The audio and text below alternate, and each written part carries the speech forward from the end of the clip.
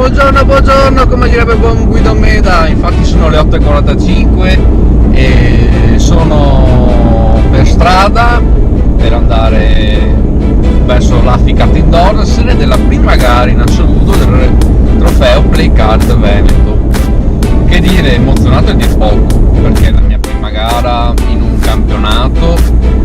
Sono molto felice, vedevo l'ora, perché veramente è da settimane, mesi che sono gasato all'idea di partecipare a questo campionato. Cercherò di fare per quanto possibile un vlog con le mie peripezie a livello cartistico. Questa è la prima puntata, speriamo bene, spero anche che apprezzerete questo mio piccolo sforzo. Adesso mi aspetta un'ora e 15 di strada, un'ora e un quarto di strada attraverso la strada 4 e dopo per prendere il treno. Tutte strade che conosco a memoria, avendo lavorato per ditte che facevano viaggiare tanto. Il circuito di per sé è un indoor su 2 livelli, bello tecnico. Io non sento non tanto un pilota da indoor, ci sono anche, oggi parteciperanno anche degli specialisti dell'indoor, per cui spero che vada bene. Spero di beccarmi in un raggruppamento equilibrato che possa essere alla mia portata. Ci sarà da divertirsi, questo è poco ma sicuro, per cui bando alle ciance, vi lascio al video delle qualifiche e che Dio ce la mandi buona. Ciao!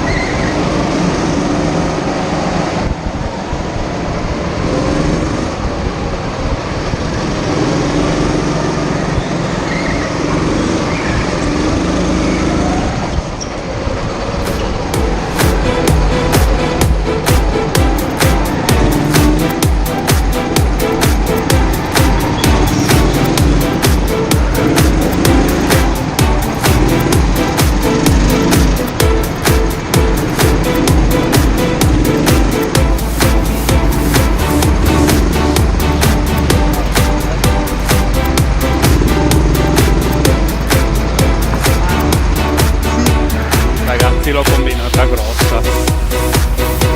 P2 alla prima qualifica. Ci si vede dopo per gara 1, speriamo bene.